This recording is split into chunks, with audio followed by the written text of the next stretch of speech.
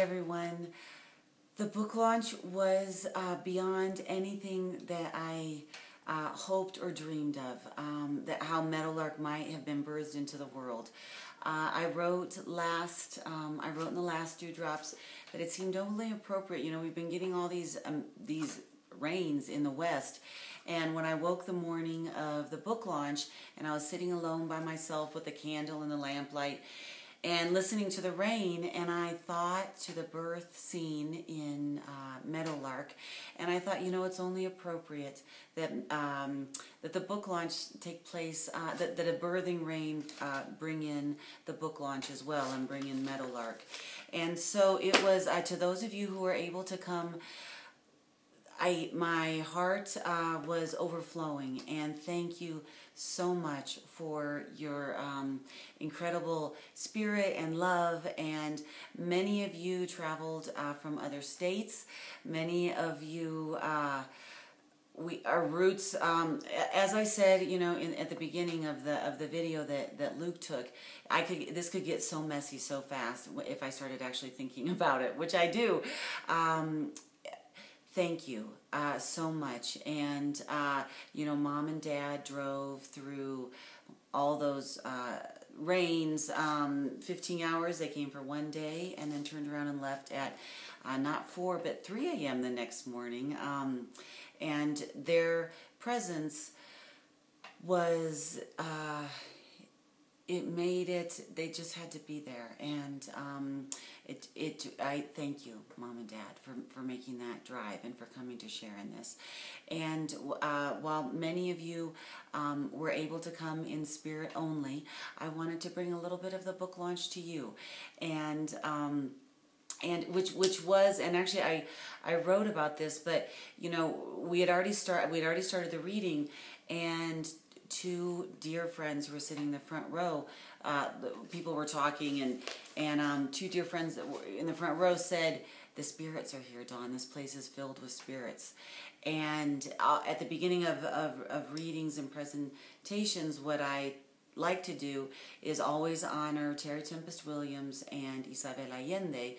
And Terry Tempest Williams always fills a glass, when she writes, she has a glass of water, or dish of water with, to remind her that even when you don't know that transformation is occurring, that it is, and that the invisible evaporation of the water reminds one of that. And that Isabel Allende always lights a candle to invite the spirits.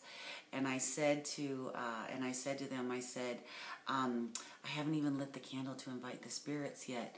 And they said, oh, they're already here. I felt them as soon as I came in. And so it was just, it was that kind of a time and that kind of a space, and I very much felt the spirits with us.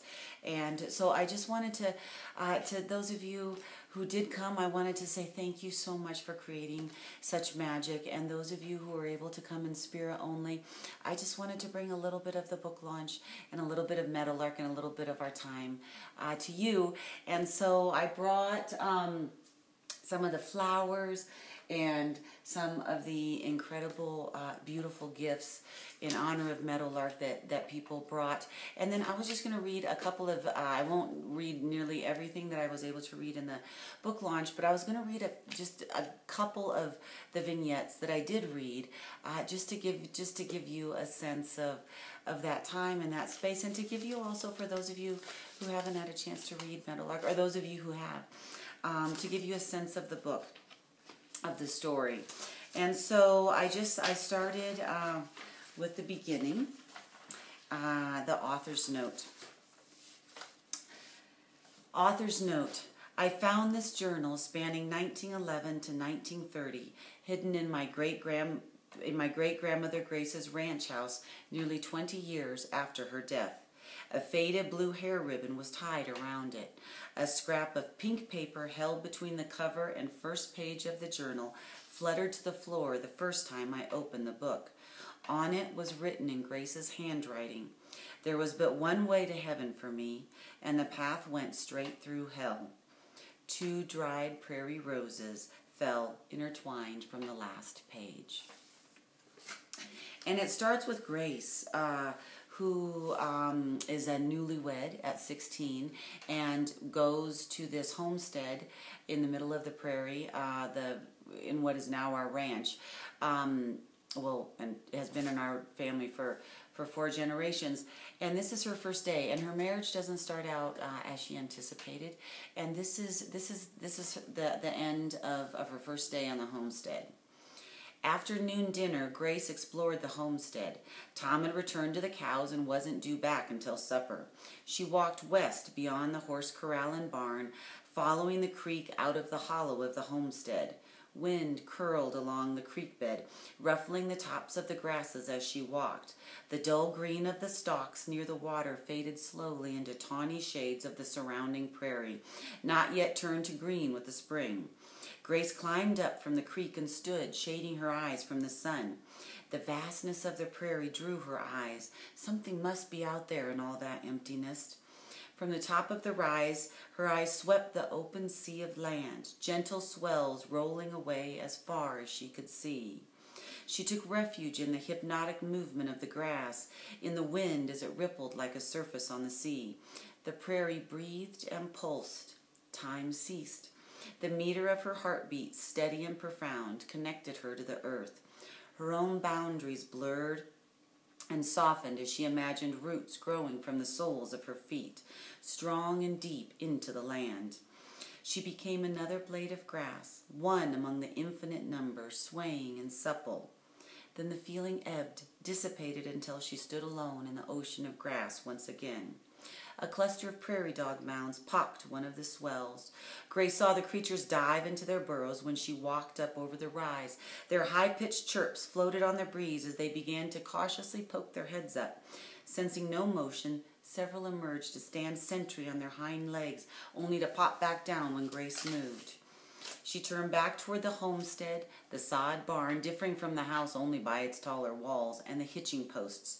Her eyes trailed the winding creek she'd just followed in its deep cut through the hard shell of land, trimmed by a few scattered cottonwoods.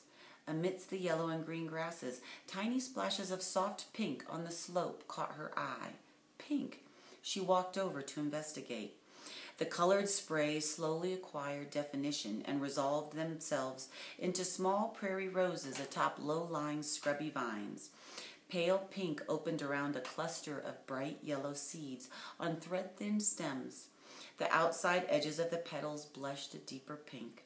They appeared fragile under the harsh glare of the sun, and yet those flowers had survived year after year, through drought, blizzards, tornadoes, and restless winds.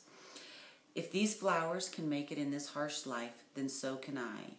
She pulled up some of the yellowed grass and scattered it over the blossoms, camouflaging them. Something here will be mine and mine alone. And I wanted to share, Noe and I just celebrated our 2nd wedding anniversary, and Mom brought this piece of artwork as a gift made by Jody Shaw, and I love it. There's been a lot of tears around here lately, actually, but these are prairie roses. And so I wanted to share that with you as long as this piece of art. It's all about 2. It says 2 are better than 1. 1 may be overpowered. 2 can withstand. And the deeper you look into this piece, the more you see layers and layers and layers. And the prairie roses. So I wanted to share this with you. And put that right there. So there's one other piece that I wanted to read, and I talked about, in the reading how May, this other character who's a what they called a girl homesteader and who's a doctor from back east, and she sings opera, and she kind of comes bouncing into Grace's life. And Daisy Standing Horse, whose mother is Lakota and her father is a French trapper, and Daisy, and life is not easy at the turn of the century when your mother is Lakota and your father is a French trapper. And it was very important for me to convey that experience and the boarding school experience. And so I read from a scene in the book where Daisy talks about her experiences in Flandreau boarding school. And Grace, turns more and more to the land. And so I'll just read you one more piece and about Grace. At this point, she's 18 and she has a baby, and she's alone on the homestead. And so that's kind of the context where this takes place. The milk cow lost her calf. When? Grace didn't know what happened. When she went out at dawn, she saw the cow's dark shadow near the barn and heard the echo of her panicked call for her calf, ripe with longing. Long strings of frothy saliva dropped from her mouth onto the dusty ground, where they glistened in the pale light. Her udder hung hard and large, like a full wineskin stretched to cracking. She had searched, her hooves wearing a deep groove around the perimeter of the corral. Her dissonant bawl floated on the still air, hanging there even as the next hoarse bellow was released.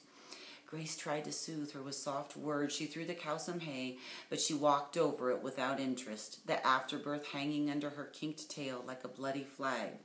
It had to have been the coyotes. The only thing she knew for certain was that Tom would be angry.